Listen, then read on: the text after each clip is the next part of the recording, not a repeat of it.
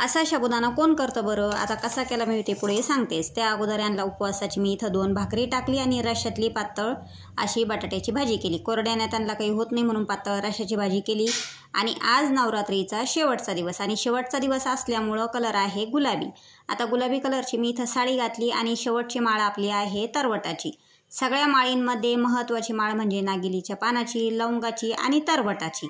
मग आता तरवटाची माळ आपल्याकडे तर नव्हती. मग मी काल रेणुका देवीच्या मंदिरात गेले होते तर तिथून तरवट मी घेऊन आले होते. यांचं फराळ करून दिलं, हे गेले. त्याच्यानंतर पारशे कामं, कपडे, भांडे, किचन वाटा आणि इथं माझी सगळं काही आवरून माझी देवपूजा. आता देवपूजा माझी रेग्युलर झाली, रांगोळी वगैरे टाकणं. आता छानपैकी इथं म्हटलं तरवटाची माळ करून घ्या. माळ वगैरे टाकून घेतली. त्याच्यानंतर छान माझी रांगोळी अशी साधी सिंपल आहे बघा. जास्त काही रांगोळ्या वगैरे येत नाही मला, परंतु साधे सिंपल रांगोळी टाकण्याचा मी प्रयत्न करते. देवपूजा झाली, आरती, धूप, दीप वगैरे छान आली. तर इथं आमचा जो घट आहे ना, जे दहन आहे, तर मागच्या वर्षीसारखं यावेळेस काही उगलं नव्हतं. आणि पहिल्या 4-5 दिवस तर मला वाटलं उगतं का नाही, एवढा जीव धाकधूक होता. परंतु छान दहन आलं होतं. पातळ आलं पण चांगलं आलं बरं का. तर अशा प्रकारे माझी सगळी पूजा वगैरे झाल्याच्या नंतर मग आता आपल्याला जायचं होतं. आज अष्टमी आणि नवमी एकत्र असल्यामुळं काय झालं, थोडासा घोळच झालेला आहे. तर आम्हाला जायचं होतं हवनाला. आता साहेब काही येणार नव्हते, मलाच जायचं होतं. माझे सगळं कामं आटोपल्याच्या नंतर साहेबांना विचारलं फराळाला काय करू संध्याकाळच्या. त्यांनी सांगितलं साबुदाणाच कर. म्हणून मी 2 वाजता इथं साबुदाणा भिजत घातला. म्हटलं आपल्याला जायचं आहे 5 वाजता.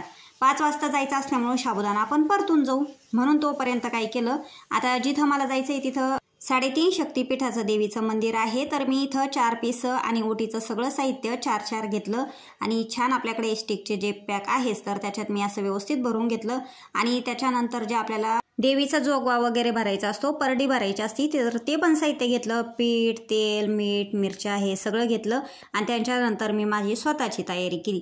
आता ही जी गुलाबी कलरची साडी आहे तर माझी खूप दिवसाची आहे, म्हणजे माझं लग्न झाल्याच्या नंतर 2 वर्षांना घेतलेली ही माझी साडी आहे. तर खूप छान अशी टिकली आणि जीव लावून पण ठेवली, जुनी आठवण म्हणून. तर त्याच्यानंतर माझं इथं 4:45ला आटोपला. आता साबुदाणा तर काही भिजलेला नव्हता म्हणून मी साबुदाणा केला नाही, पण मात्र मी साबुदाण्याची सगळी तयारी करून ठेवली होती. शेंगदाण्याचा कूट काढून ठेवला होता, हिरवी मिरची काढून ठेवली होती, बटाटे उकडून ठेवले होते. समर्थ म्हणे आम्ही साबुदाणा परतून घेऊ, तू जाय.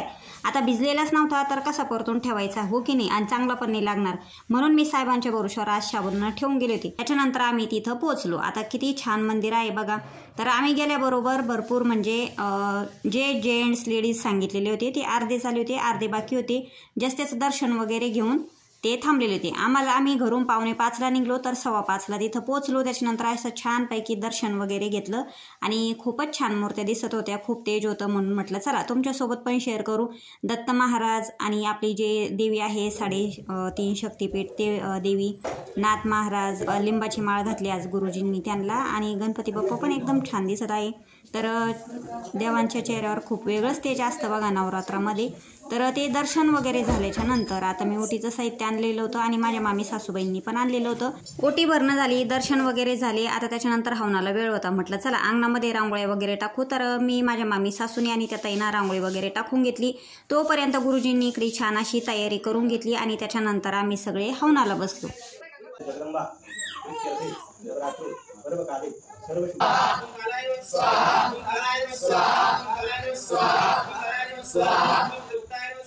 असं काही छान आमचा अष्टमीचा आणि नवमीचा हवनाचा कार्यक्रम पार पडला. हवन वगैरे झाल्याच्या नंतर जवळपास हवन आरती वगैरे 5-6 तास चालली. आता आरती वगैरे झाल्याच्या नंतर आम्ही घरी निघालो.